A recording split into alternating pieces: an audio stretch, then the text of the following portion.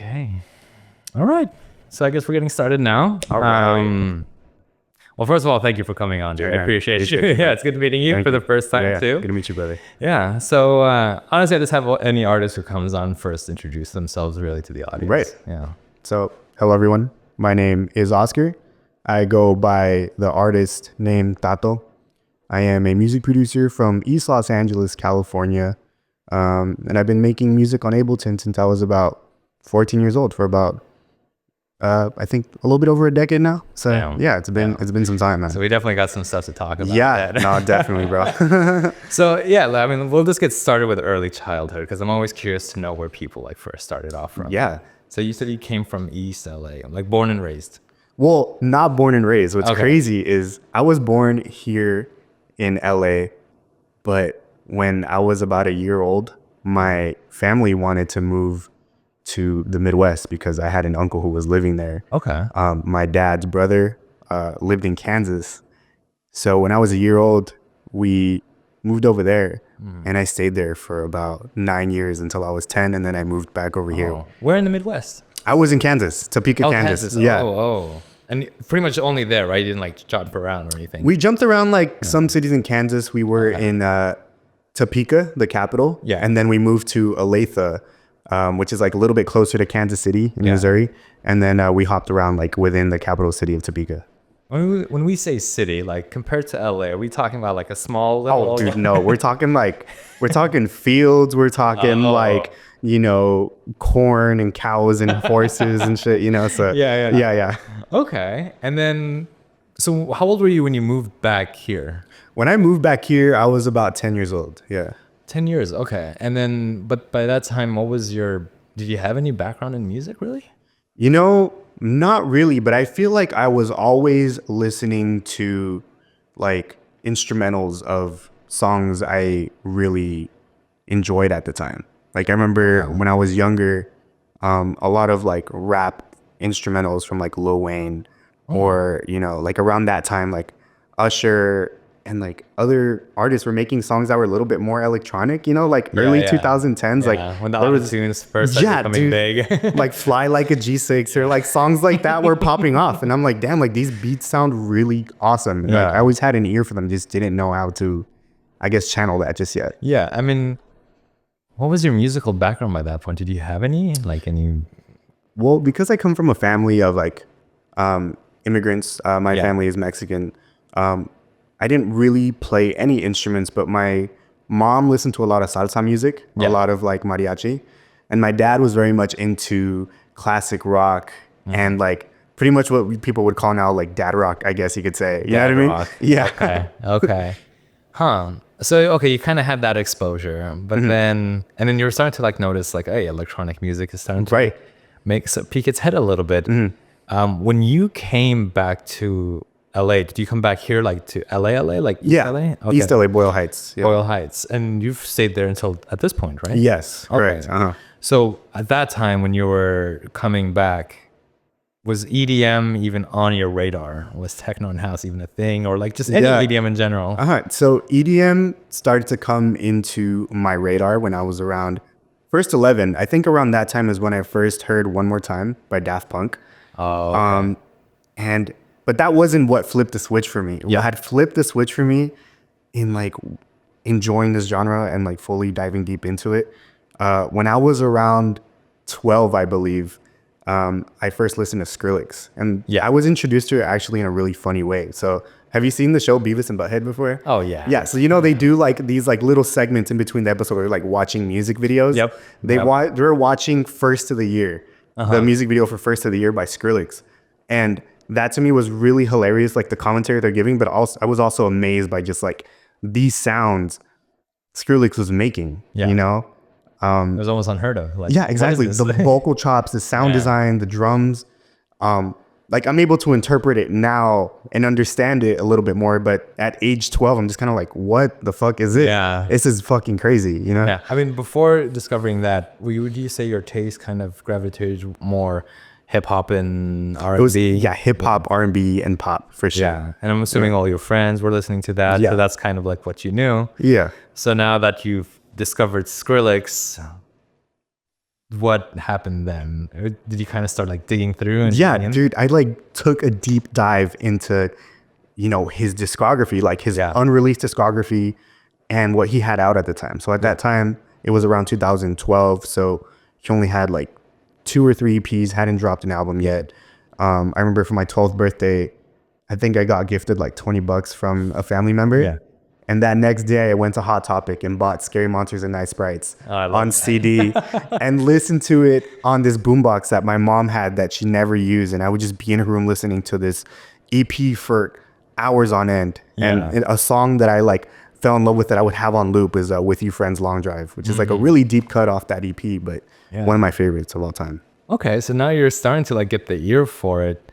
And in your like musical history, was it kind of like pretty standard how everyone was? You discover EDM, you go to the parties, and then you start producing?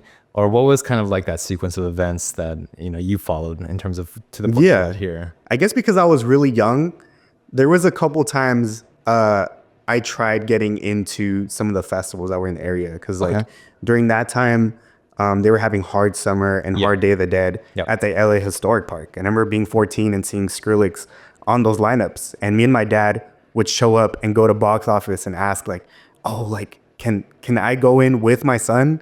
We'd make all these efforts to try and see some of my favorite artists. And I really appreciate my dad for like, That's really cool. yeah, like wanting to put in that effort to just make me happy and like have us there and enjoy this music. But it was never possible. Like, I remember at that time, like there'd be pop-up shows that some of my favorite DJs were throwing in the area in LA that were free. You just had to stick around a couple hours and then you'd get entry in. Yeah. But then we'd always get stopped saying like, oh, what are these like 2 young children doing here? We can't let them in, So at that point, I guess my entrance into, really digging deeper into wanting to create this music was, I think one day when I was in freshman year of high school, I had this class. I think I was in English class, and there was this lady that came in from this arts like organization that they have in downtown, and they were saying they were going to be offering all these classes. They had like visual arts class, and then they had this class that was digital music production. And at that time, Porter Robinson's World had came out, and like that's all I was listening to. I'm like, oh man, I this is like my chance, this is my opportunity to shine and like finally start making music. So I took advantage of that opportunity. I remember like asking questions about that digital music production class, and at the time I was at a visual arts school, and everybody was like kind of making fun of me, like, oh man, like what do you think you're gonna be doing there, man? Like you're not even musical. I'm like, man, shut up, So started taking advantage of that and started learning Ableton then through a free course offered at Inner City Arts in downtown LA. Yeah. How old were you then when you took that class? I was 14. I was still a freshman in high school. Damn, this was you were really invested into this at that young of an age. Exactly. Yeah, man. I mean, quick side note, but your dad seemed to be like very invested. Was it because you loved it, or did he kind of have a taste for it too? So my dad just has always been the type of person to support whatever interests I had. That's like great, I went through a lot of different phases as a kid. One of them being like I used to play soccer a lot, and like he would buy the really like best cleats for me. Like I was a goalie, he'd buy the really good goalkeeping gloves. Would just like was always very supportive of my brother and I's like hobbies and interests, and always went out of his way. Yeah. And at the time, like we didn't have a whole lot of money to spend, but still he still made a really great effort to try and make us happy. So when it came to that music stuff, like he was like fully supportive in me like doing that. That's awesome. And then your brother, is he younger or older? He's older than me by 2 years. Okay. And did he ever get deep dive into that world of EDM as you did? Just as a listener. We both got into like listening to Skrillex around the same time, and then like started listening to other dubstep artists. Around the time I also was listening to Avicii, and like Spinnin' Records was popping around the 2010s. So I was listening to like every new drop would come in like every Friday, and I'd be like listening on on SoundCloud. Okay. One thing, but let's just have it move a little bit closer to you. Okay. So let me just adjust for you. Yeah, right there. Got it, man. Yeah, just relax, and then like that's pretty good. Cool. Yeah. Let me just bring that out. Okay. So I want to talk about your inspirations, because I listen to your music, and then we talked about this earlier, but I got a lot of like a hint of inspiration for a lot of Porter Robinson, Right. which you mentioned Yeah. earlier. So to maybe kind of give us a little bit of description to the audience. If they go to your Spotify, what is the vibe or the feel that they would get if they listen to you? Right. So the kind of music I've been making for about a year now is definitely very much inspired by a lot of there's like a lot of smaller producers now that are making really niche and like crazy sounds out of like really awesome nature sounds. Like the one Yeah, one yeah. producer in particular that I love listening to is this producer named Demo Tapes. And Demo tapes. he's Okay. dropped like 2 sound packs on Splice that I like have downloaded and like have used all the samples Yeah. in it to like try and make really awesome sounds. Um, but I guess like the kind of sound I'm trying to put out there is like I really love sounds that just kind of make you feel happy, Yeah, yeah. and like kind of make you like are uplifting in a way, Yeah, It's the kind of and music I so love you said your listening to. inspirations were Porter Robinson. And there Skrillex seems to have like a big influence Right. at that time as well. What other artists kind of like, you drew inspiration from? And Yeah. So I think around the time I graduated high school, I started listening to a lot of Maddie as well. And he's like within the same like world, I guess you could Yeah, say, yeah. as Porter Robinson.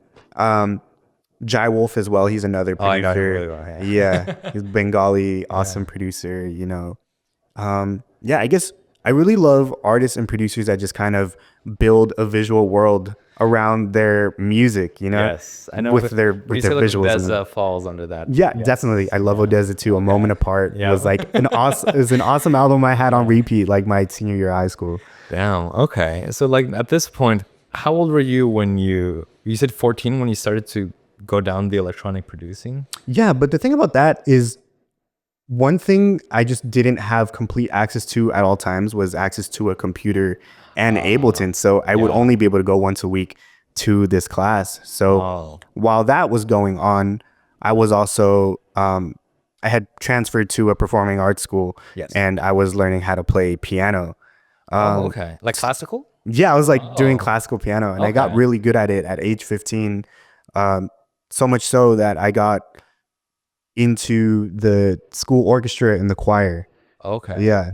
So yeah, I was like learning scales and whatnot, and like helping like the choir in competitions and in school Interesting. performances, and it really helped me like develop my ear Oh, for for sure. Yeah, like yeah. music theory and whatnot. Yeah, I mean, obviously, in my opinion, I would assume that helps a lot even to this day for you. Oh, And dude, for like, sure, man. Yeah. when you produce, is your method like? Do you have a method to the madness on how you produce? Yeah, I mean, the method, it's weird because I know like a lot of people have different approaches as to how they start a track. And like for me, for example, that has changed so much over the last couple of years. But I think I love recording just like raw ideas for like a melody on like voice notes. Yeah. You know? Oh wait, what? Yeah, Like yeah. on a voice note? Yeah, on voice notes. I'll record like a vocal chop melody idea. Like I'll go like pa da da da da da da da da da da da, and then I'll go into Ableton. I'll pull like a splice like vocal. Yeah. And like chop it up and find like the oohs and ahs, which are like good to chop up, and then yeah, exactly, and then throw into like the arrangement view and like pitch them individually, and then usually I'll throw like a drum, I'll throw like a couple drums on there, drum layers, and that's just kind of been my method for at least some of the last couple tracks I have been producing over the last couple months. Yeah. So you have a good amount of tracks already released. Yeah. You've been releasing since when? Well, I had my first actual release in 2018, but I wasn't really happy with that one, so I took it down. So I guess 2019 would be like the year I started, which would be like 5 years ago. Were those all self-releases? Yes. Yeah. Okay. And then no collaborations, or was there any collaborations? I've had a couple collaborations here and there. My first actual release was a collaboration with some friends of mine. They have a indie band, actually also from East LA. They're named Earringers. And I had half of the band help me with my first single. And that was really crazy because the sound of that song is so different from what I make now. Like, Yeah. it's very like indie electronic, Interesting. Yeah. And when you say you had them help you, like recording live Yeah, in playing instruments and stuff exactly. like Yeah. that. So at the time, I kind of just had Ableton to just kind of like have a reference, you know, like I would with synths, I would with the synth on Serum, like just the initial preset, Presets, I yeah. would like kind of write out like a guitar line. And like Uh-huh. I had my friend Jose, he's a really great guitarist, and I just had him like, oh man, can you just kind of play something like this? And he would do it just like 10 times better. I'm like, what the fuck, you Interesting. know? And then you would record that. Yeah, Yeah. exactly. And What do you then used to record out of curiosity? so I actually recorded with a friend of mine. His name is Jonathan. He owns a company called Audio Mech Productions, Uh-huh. and yeah, no, he has been. He still is somebody that I go to help engineer my tracks when I need it, Okay. mix and master. Yeah. And yeah, no, he's been the one that has been recording me, and even for that single, it was really Okay. a great process because we recorded at the LA Recording School for that That's so particular fun. single. Yeah, and that was really Uh-huh. awesome. A professional studio. Would you say, like, I mean, compared to like normal productions where it's just pretty much you behind a desk doing your Yeah. own thing, to start incorporating other people, bands and stuff like Right. that? I mean, I'm assuming there's a learning curve to it, or was it just, hey, make this for me and I'll take it and do something with it? It was definitely a huge learning experience because at the time I was just behind a computer. Yeah. No, I guess real, quote unquote, real instruments in front of me, just a MIDI Yeah. keyboard, Ableton, Serum. And yeah, that was pretty much it.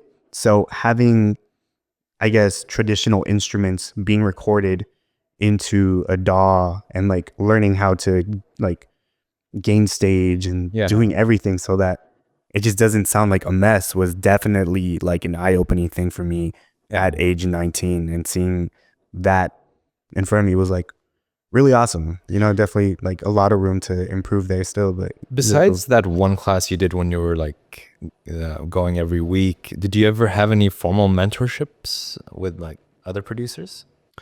no, not really. I didn't really grow up with a lot of people my age that were also producing, because at the time it was a very rare thing. yeah, exactly. Like now you have so many people online, like you can make so many producer friends like just through Twitter or TikTok, and, Yeah. and I have done that. But like at age 15, 16, like people would just kind of pick it up and like play with it, but never really like took it as passionately as I did. So I didn't Yes. really have a lot of peers that were doing Ableton or Logic as consistently as I was. Do you feel that kind of, how to explain this? Like not being you being a lone wolf essentially. Yeah, no, I did go Yeah. through periods of time like that where I felt like, man, like I'm standing out like a sore thumb, in this like Yeah. East LA music scene. I'd play backyard shows where people who would play before me and after me were essentially doing like indie rock, or were, doing some form of rock. And I'd be coming in with Ableton, some MIDI controllers, an interface, a mic. Yeah. And it was just so completely different. And I always felt like I was always received very well. But in my head, I'm just kind of like, man, like, do I like, is this a scene I belong in? I just kind of these thoughts would just kind of like run through my head, Yeah. You're the oddball out. That's Exactly. right. Yeah. So- The odd one out. Yeah. But at the same time, but you do kind of stand out, so you do become more memorable, in my opinion. Yeah. I still have people that, I'd come to performances then when I was like 20, still following me, listening to my music and telling me I like it. So, I guess I like, despite feeling different and like an odd person within a scene that didn't feel mine, like there's still a lot of great stuff that came out of, for sure. being there. And I think this is one thing I'm excited about to talk to you about, is what you just mentioned about you performing, because you're not just a standard behind the decks kind of, Right. like not a DJ, I would say, but an actual like performer. You bring equipment and you utilize Ableton into your performances. So Yeah. let's backtrack to your very first performance. Yeah. My very first. Yeah, I want to hear like what you use and how you got in even that gig. Yeah. So my first performance was actually through, I would go to this nonprofit organization when I was around 17 called Hardened to Paint Los Angeles. And it was actually developed by my mentor at the time, William Correa. And he developed this organization to just kind of help young creatives just kind of find their sound. Yeah. And, like we'd write business plans on like actually taking working in entertainment serious. So we held this showcase when I was around 19. And during that time, all I had was like a cracked version of Ableton on my sister's computer that she gave to me after using it for college.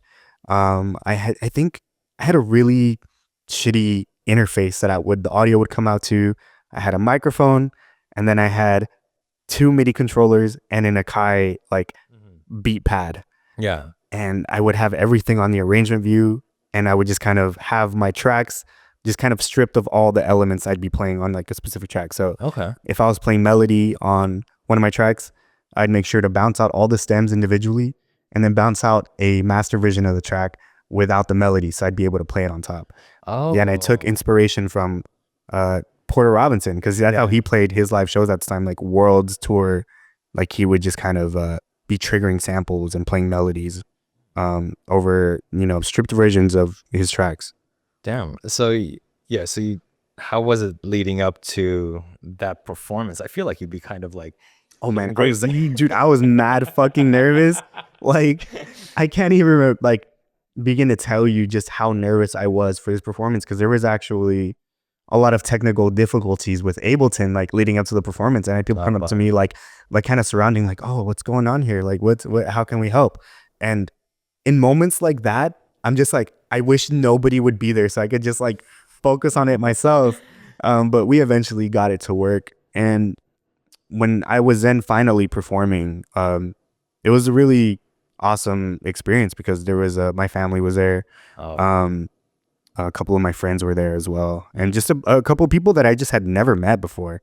Okay. And like my friend at the time, he was working at like a party supply store, so he was able to supply like lasers, like yeah, like That's awesome. yeah, he like because they like do a lot of like cumbia like sound as well. Like they're able to just get like that, like it's like that disco ball that has all these like lights on it. So like it almost felt like a production on stage in a parking lot. You know what I mean? You must have felt like on top of the world. Dude, it was so awesome, man. It was really great. And I had some like guest singers on it. I had my friends who helped me with that first track were also there on like like their instruments helping me.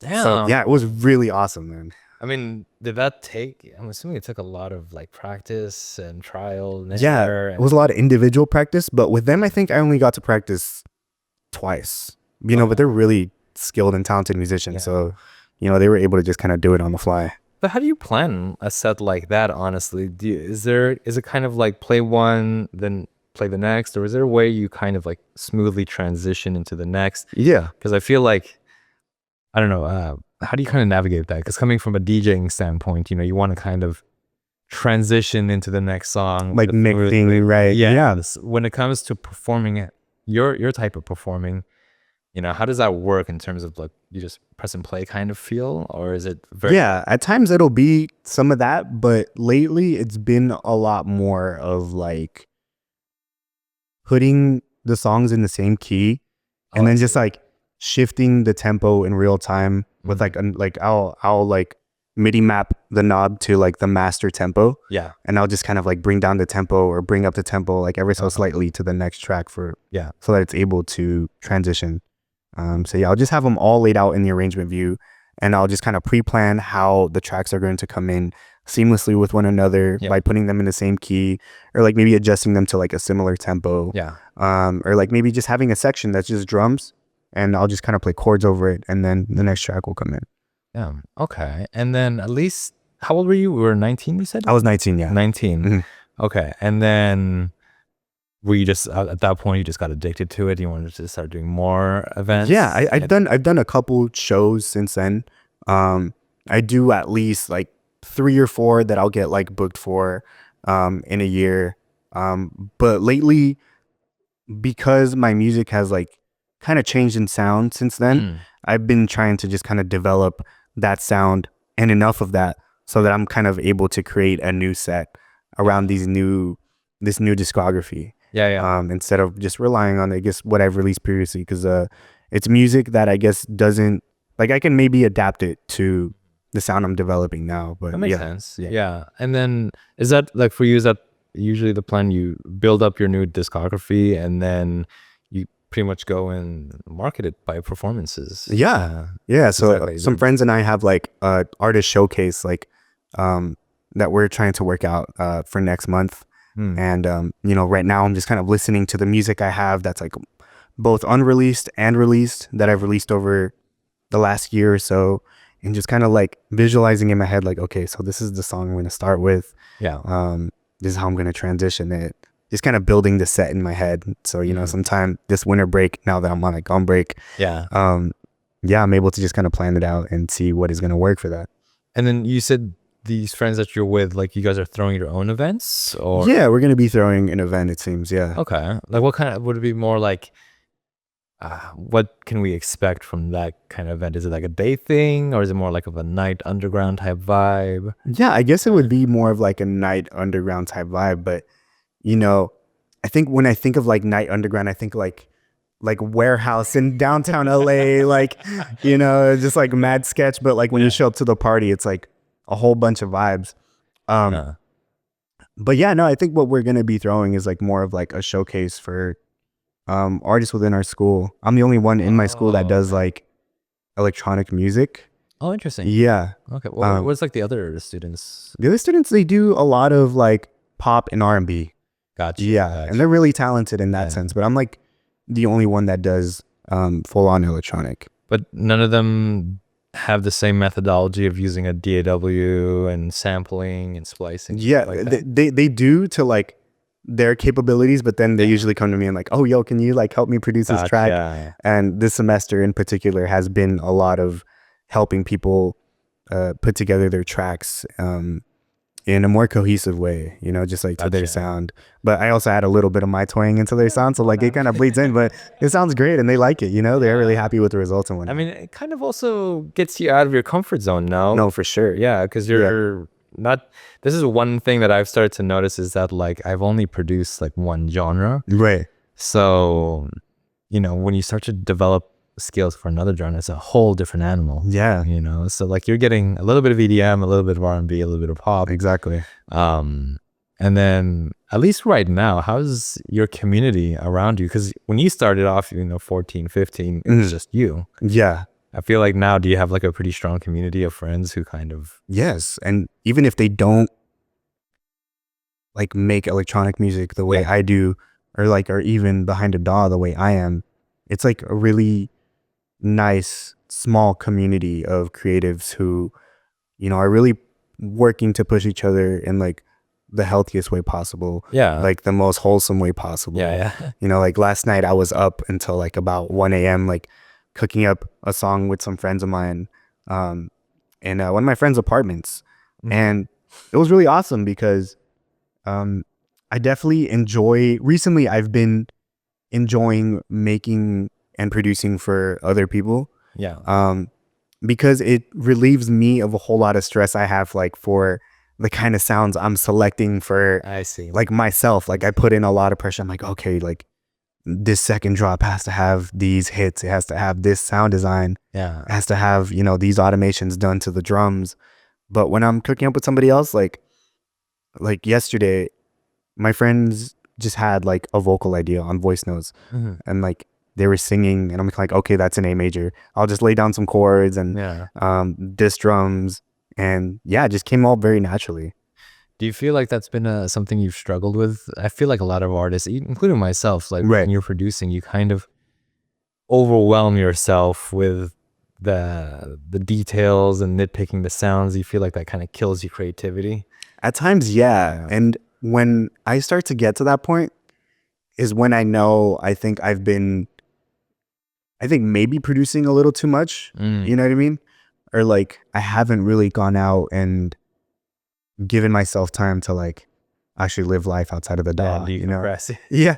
I feel like sometimes I live inside Ableton, man. Like, and it's like you're lost in that world. Exactly. Yeah. So, but it's great because for like before I started going to school, I'd go through periods where I wasn't making music for months. Yeah. And that was like really self-defeating. So now I love that my problem now is like, oh, I feel like stressed with myself because I'm making too much music and I haven't like lived life. Like that's Yeah. It's a better problem than like not making it. You know? Exactly. And I think that's like something that a lot of people go, it's very universal, honestly, Yeah. because I've gone through the same exact thing where you produce so much, you forget to sleep, you Yeah, forget to dude. eat, Oh you my forget to God. drink water, and then you kind of burn out Yes. to the point where Yep. you're like, I don't even want to open a DAW anymore. Yeah, dude. Yeah. Yeah. That was me earlier this semester. Like I Yeah. remember I'd posted on my story saying like, I don't want to see a DAW or touch an instrument for 2 weeks. I want to go to the woods and not do anything. But yeah, that wasn't I think that was just kind of like a thought in the moment because it's still really awesome to be able to open up a DAW and connect with people with like Ableton's arrangement view. You know what I mean? Like this is what's connecting us. Is like And you this go a computer step screen. further by like integrating it into your performances too. Yeah, So exactly. I feel like you kind of build yourself a little playground in Ableton. Exactly. Yeah. Yeah. And I recently also got me the Ableton Move. And Is it like the little one? that's the new like it's a new Ableton like It's like hardware English, device. but mini Yeah, exactly. Sure. It's like a standalone instrument as well. And I've been using that to just kind of like develop ideas. Like I might not actually develop them in the DAW, but it'll just kind of be like a playground. You know what I mean? Wait, it's standalone. Like you don't even need Ableton to use it. Or? Yeah. You could also like hook it up to Ableton Live and then, you know, like use it to control it as like a MIDI control. Yeah. But I've been using it more as like a standalone version to just like sequence drums and also like create melodies on the fly. And it's just been awesome. Like I feel like it's like a mini workout, you know, like this is helping me stay creative, you know, even if it's like just creating a loop. Huh. And then what other gears do you integrate into your productions? Like you have that. What else do you use? So I recently bought an interface. I used the Volt 2. That's the Universal Audio. I'm not familiar with that one. Okay, cool. I mean, it's like this cool little interface that has like a vintage like preset on it, and I've been using it to record vocals, and like some of my friends like also like I like record guitar and bass on there, and also bought me a new microphone as well. Okay, It's this condenser, the Warm Audio M84, I think is what it is. Yeah. Yeah. And you use that for recording vocals? Yeah. It's like it feels like I sometimes when I hold it, I'm just like, why am I holding this? You know, I feel like I'm gonna fucking break this. You know? Yeah, I know gear can get really expensive real quick, but honestly, I love it because like it's nice to have something tangible. Exactly. Yeah. And that's one thing about like Ableton or just producing on a DAW is that like I feel more connected and it flows easier when you have something to touch and it gives you that human element. And I know I've seen on your Instagram you do a lot of like finger drumming and stuff like that. Yeah. The Move has helped me a lot with like finger drumming. Yeah. But also like I feel like for the longest time and like still even now, like on Ableton, I feel like Ableton I can definitely compare to like a giant iceberg. You know what I mean? I feel like sometimes I just kind of am at the surface and don't know all the details.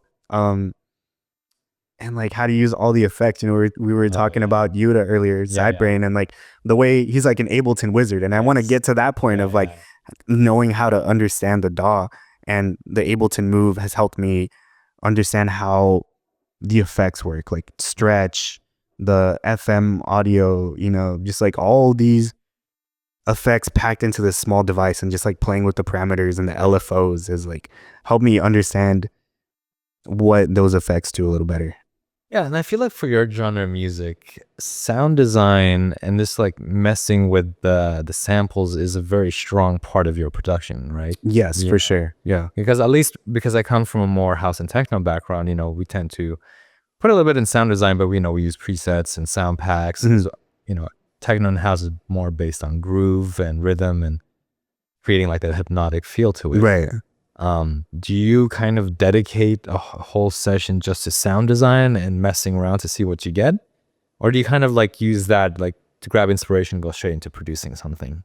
You know, I don't necessarily dedicate a session to a particular thing. Like I don't really like dedicate a session to sound design or like vocal chopping or whatever it is to just like kind of like get better at that. You know, we'll just start an idea where I will be incorporating that. And I'll just, as I go, you know, I'll throw in like initial preset, like off Serum, and then just kind of like design the sound just a tiny bit, get the idea there, create the entire track around this idea, and then I'll go back and like Yeah. actually do the tweaking and like the processing so that I get the sound I want. Yeah.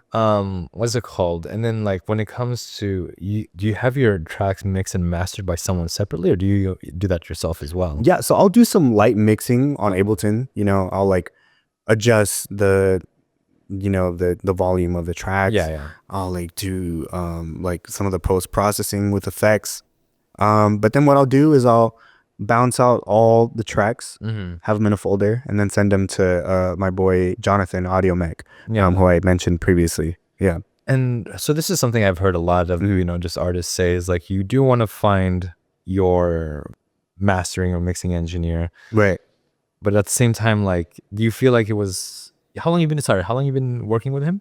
So it's been about almost 6 years now. Oh, 6 years. Okay. Do you feel like it's good to kind of be committed to one mixing or mastering engineer, because like mixing and mastering can change the sound of your Oh track man, night and day? definitely. Yeah, there's some times where like I get back a mix from him and I'm like, wow, this sounds so much different than what I was making. But it definitely amplifies the sound a little more. Yeah. Like it'll be compressed a little bit more. And yeah, I mean, I think for me, because I focus a lot on a lot of the small details of like my track, I can get so invested in doing that to the point where I'm like not focusing on other things that are important. So it's always good to just kind of like have a second ear listening to your track and like, just kind of incorporating other ideas. And that's what he's like helped me with. Okay. And then at least like right now, do you have anything in the works that's coming up that we can like look forward to? Yeah, man. I have like a bunch of singles that I've had just kind of in like the arsenal, like this whole year, like I was just kind of iffy about, releasing them. Yeah. But yeah, I feel like I've gotten to a point to like with these unreleased singles where I've like, kind of developed the sound a little bit more to the point where like I feel like they're more me than anything, and not just like me just kind of like trying to copy my heroes, Yes. Yeah. I think that's something that a lot of artists in the beginning kind of struggle with, is like that imposter syndrome. Man, I went through so much of that this like last year. Yeah. But I feel like you kind of have to go through that because you use other artists as reference before you can develop your own sound. Exactly. And you were talking about like just having the confidence in them. Do you feel like, how can I say this? You just didn't have a lot of confidence in yourself to kind of put them out there? Were you kind of like judging your tracks too much? Yeah, I feel like I do a lot of that. And I think most creatives do.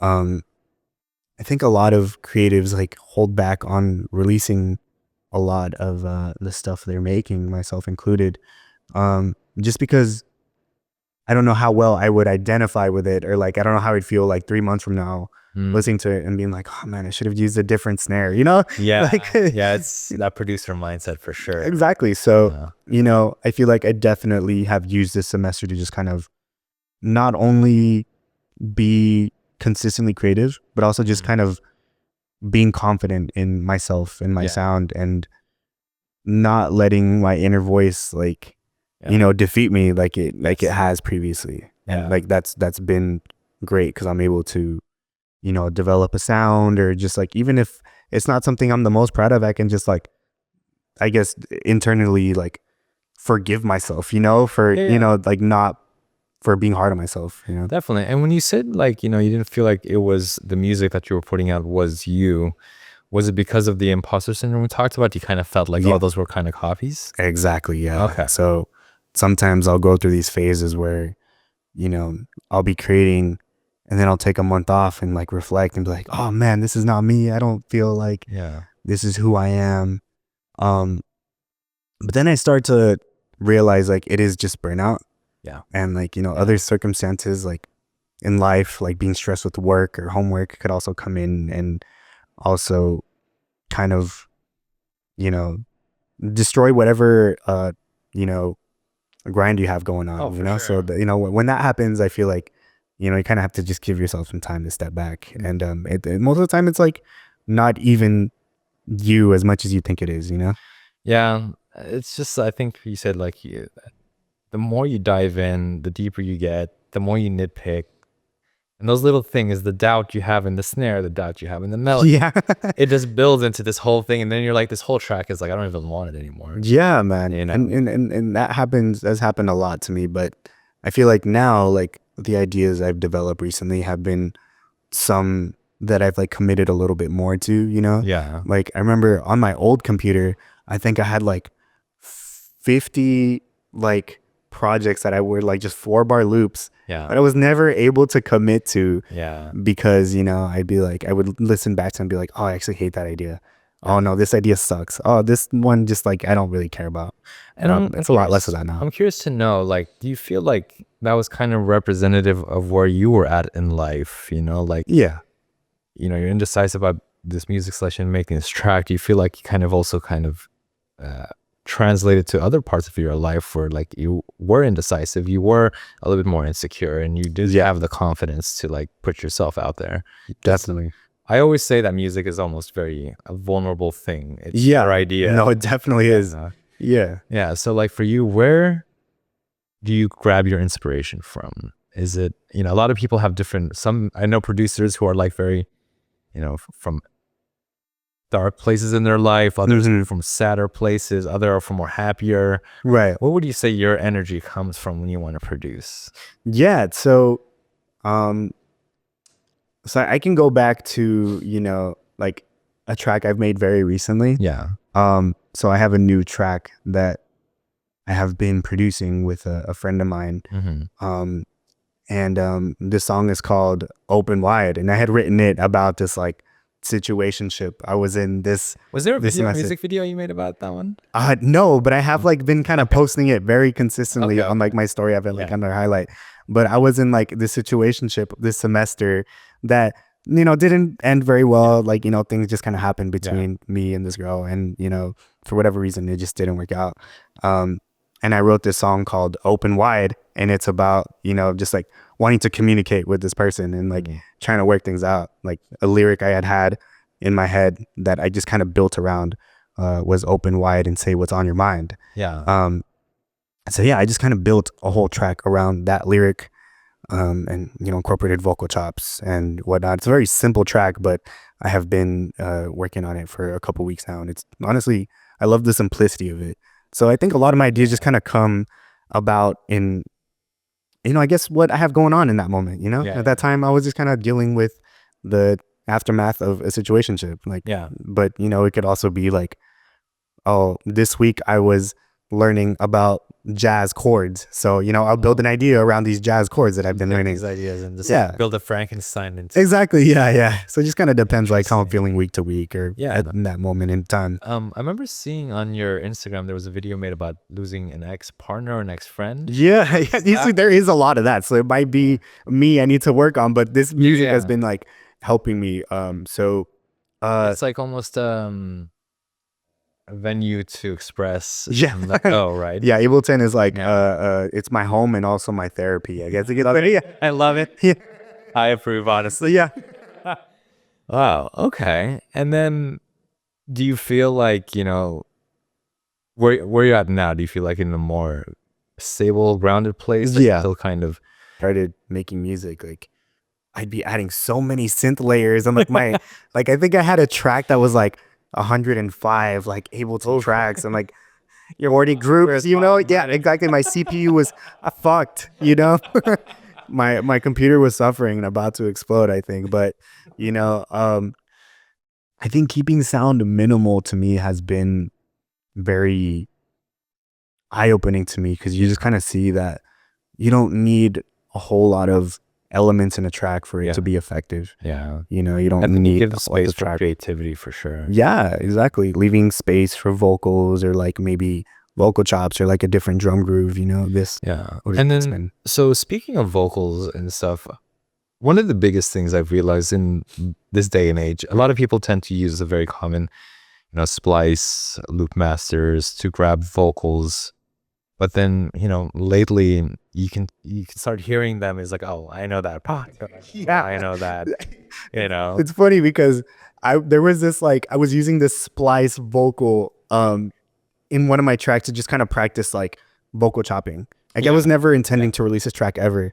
And I was scrolling through TikTok last week And I hear this guy who put out this track on SoundCloud, and he would use that exact same loop, and to just kind of be a dick. I was like I kind of regret doing it because he's actually a nice guy and we followed each other. He's awesome, and this track's really good. I'm like, hey yo, that's a really awesome splice loop, man. He's like, yeah, that's really cool. And I'm like, oh, like it is good. It's good. It's fire. So yeah, I mean, we just kind of obviously the way you use it makes a big difference. Definitely. But I think this has been my biggest gripe lately is that like the lack of originality is starting to show. Right. No, for sure. You know, we're having so many producers with, you know, these platforms show themselves, and especially with your genre of music, you know, vocals is an essential part of right. No, for sure. Yeah. What methods do you use to kind of find something unique and fresh? And, you know, do you go and find old vinyl records and, you know, pull them out, or how do you find something new? I guess when it comes to vocals, I have been listening to a lot of music this year in particular that has like been vocal heavy, you know? Okay. Like previous years, it's been just like mostly instrumental. I remember you mentioned you listen to a lot of instrumental based tracks. Yeah. So now it's like this year, like one of my favorite artists has been Charlie XCX. You know, he dropped Brat this year, and like the lyrical content and also just like the experimental production, like just those two elements being mixed together in this album were just like fucking amazing. You know? I'm not sure if you've listened to the album, but it's one of those albums that like, you know, you're gonna listen to in years time and just like realize just kind of like the movement it created in that era, you know. So yeah, Brat. I've been listening to a lot of like also like Sabrina Carpenter and Chappell Roan recently. They just like all these pop girls that have like like 2024 was for sure the year of like the pop girlies, you know, just kind of putting in that work. So yeah, I mean, just listening to those tracks have been more about just kind of listening to the lyrics and just the melodies they would use. I feel like sometimes like when I write melodies or vocal melodies, like sometimes I could have too many words and like they just don't make sense in a phrase. So listening to their music and how they, you know, construct their melodies. He's a little guy. I mean, when it comes to like lyrical, like writing lyrics, writing melodies, how far into I would say the science of it do you go down? Is it just like you come up with something and see if it works, or do you actually go into learning about like, oh, this is how you do verses and how people like, you know, you deconstruct things back to basics? You go to that level of.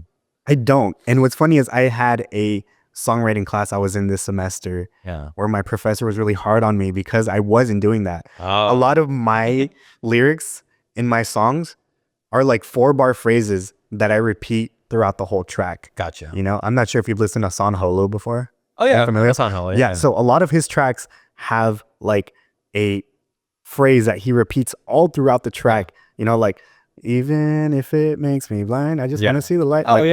That gets repeated all throughout the track, and it's just so beautiful and so simple. And yeah, I've just been doing that throughout all my tracks like lately. And this particular professor was not very happy with that, but he still gave me an A, so it doesn't even matter, you know. Yeah. I mean, I think the key to that is just variation with what you have. And I do believe that limiting the amount of tools you use makes you more creative. Oh, that's why the Ableton Move for me is really fucking awesome, because like you only have 4 tracks, and then like within those 4 tracks there's like 16 clips you can use only. So yeah, just like being extremely limited with the resources you have in this device, or like you said, just like purposely like maybe limiting yourself has been like it's great to do. I kind of had like an epiphany moment, honestly, like a couple days ago when I was during lunch break at work. I downloaded the Splice app. Oh no! I have that shit too. So the cool thing about that is that they have this little like, you know, like you can throw in the samples you find and you play them on top of each other. Oh no way! Yeah, really? It's really cool. I have not seen that. Yeah, and I was just like, all right, let's throw in a kick drum. All right, let's go in a hi-hat, some rides, and then like let me find a vocal. Those 4 alone sounded so good. On my little like skull candies. I'm like, let's go get hands. I overproduce. So that's what was kind of eye-opening. Is like I need to simplify, you know. So I think that is something I'm going to be taking into my production, is just like keep it very minimal and see what I can like pull out of it. I'm glad you had that resource at the time to like help you realize it. And I mean, a lot of music now, a lot of electronic music is very I don't even want to say underproduced. I think it just produced just right, you know? Yeah. Like produced Yeah. where like you don't have so many elements. Like, Yeah. yeah. And like I said, it gives you more freedom for creativity. So at least right now, like, I actually want to talk about one track that I listened to. Okay. I can't remember. The cover art was of a guy, and then next to him was like Japanese writing. Oh, okay. You know what? I think that would have been one of my first tracks I released. I think it's called Feel It, I think. I think so. Yeah. It was very interesting to me. I liked it a lot. I Oh, wanted cool. to Awesome. kind of like talk about that Okay, cool. because it did have like Japanese vocals in it or Yeah, something like that was that. my a friend of mine named Madoka. Shouts out to her. Yeah. I had this like idea that I wrote. Actually, what's funny is I wrote that track when I was like 19. So we're going way back with this one. Yeah, We're going so back. Yeah, it had that like old Japanese vibe to it. I loved like it has because I come from the car scene. Yeah. Japanese cars were always like Oh, a big part. So that was like out to me, and I wanted to ask like what the background story about that one was. Yeah, so I had created this tune, this instrumental for that track, Feel It. And I was around that time, Skrillex had made this song called Face My Fears that he made for Kingdom Hearts 3. I fucking And love he that had game. yeah, and he had a what's her name? Hikaru Utara on it, and she had a Japanese version and there was an English version of the track, and I fell in love with the Japanese version. So I was telling my boy Jonathan, who mixes and masters my music, A.K.A, like, I have this instrumental and I really want to do something like Face My Fears. Like, I want to have a Japanese singer. Do you know one? And he's like, oh yeah, I know this girl. Like, send over the instrumental and just like the kind of the concept you want. Yeah. And you know, she'll write over it. And she wrote this like awesome, like I don't understand anything it's saying, you know? I don't speak Japanese, but it sounds really awesome. Yeah. And I think because of her and making this track, I also started listening to more Japanese music and just appreciating it and like the vocals and like their vocal delivery. Yeah. And is that something you still kind of incorporate now? Is like just different cultures, different. I mean, you're Latino, right? Yeah. Do you ever incorporate, like Latino music into your productions, or just different? I want to start doing that, but I haven't done that recently, and I know I really want to. Yeah. Especially incorporating genres like cumbia, you Yeah, know, yeah. or like something my mom could listen to and like That'd be recognize. You fun. know what I mean? Like, that'd be awesome. Yeah. Well, I mean, yeah, we're almost done here, but I did want to kind of talk about like next year, 2025. Right. This will be released in 2025, but at least for now, what are your plans? What are the goals that you want to kind of meet and hopefully achieve? Right. I mean, I think over the last couple years, I kind of failed to, I don't even want to say fail, but like when it comes to releasing music, I don't do as much of it as I'd like to. Yeah. And I think for this upcoming year, I definitely want to dedicate a good portion of a year to at least releasing a track, like if not monthly, like bi-monthly. Yeah. Having something that's like new for my listeners to hear and to enjoy, and not like release a track like once every 6 months, like coming out like, oh, new track, finally, I definitely want to just, especially because I have so much unreleased music that I'm like really excited about. Yeah. Just putting that out, Now you have the confidence. Exactly. Yes. Hey, like now you're excited. And not only that, but also like the music I have produced for other people. So it's like almost, it's going to be a year of just like releasing and producing music for so many other artists who, are in my community. Yeah. Are you planning, is this intended to be all self-release, or are you going to aim to hopefully like reach out to labels and get released on their? Yeah, I definitely am going to keep them self-released. Yeah. Just to have, I guess, a portfolio of sorts. You know what I mean? Just like, this is the kind of sound I'm going for. Yeah. That's how many tracks I have. Yeah. And then hopefully reaching out to labels at some point, towards the end of the year, next year, maybe in the summer. Yeah. I think, oh, these are some songs I have. Would you consider releasing them, kind of thing? Yeah, and I think one thing I want to talk about too before we finish is like social media presence. Right. I feel like you're pretty active on it. Yeah. On my stories. Yeah, your story. Yeah, I do a lot of like, I feel like I use my stories as like they call it shit posting. Like you just kind of like say what's on your mind, just because like it's just because it's just what I think at the time. Yeah, because I've talked to a lot of different artists and, different perspectives where some are a bit more reserved on it. Yeah. Some are more open. In my opinion, I feel like it's almost essential at this point, especially if you're going down the self-release route. Right. You need to market yourself. Exactly. And So are you very comfortable, doing that?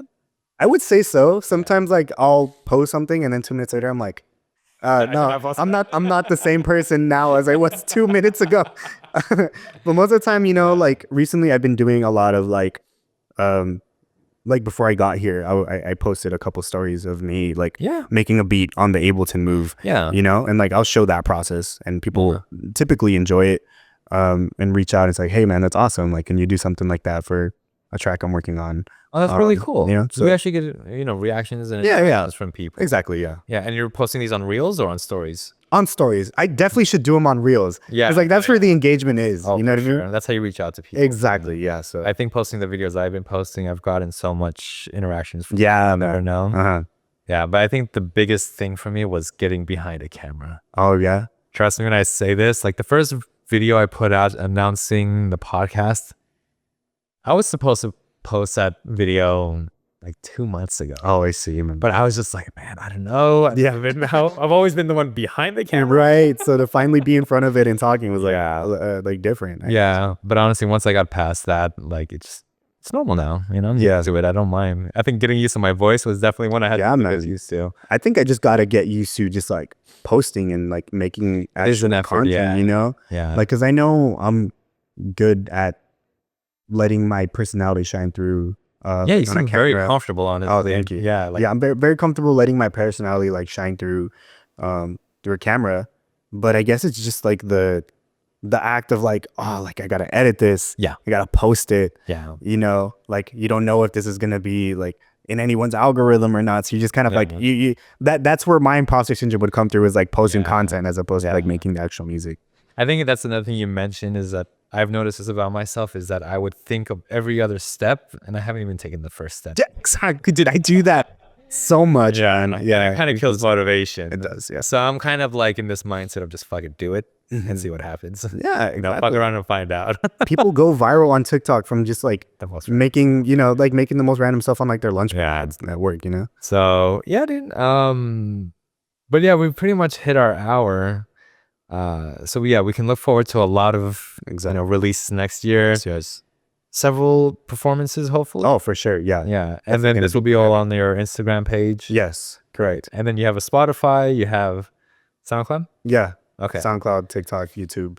Oh, TikTok too. All right, cool. Yeah. All right. I'll make sure that everyone gets a chance to read it. But no, I mean, first of all, thank you so much. Thank you. It was a great conversation. Of course. Yeah, but I mean, if there's anything you want to just like leave off on or just say before we end the session, please feel free. Yeah, of course. So, once again, my name is Tato. Be sure to, listen to my new song, Care Too Much, as well as, just some of the other music I have on my page. And, hopefully you enjoy it, and stay creative, and, try not to let your inner voice completely defeat you and whatever it is you're working on. Thank you, bud. We'll make sure to bring you back next year too. Of course, man. Thank you. Yeah. Appreciate it. Thank you so much. Thank you. Yeah, man.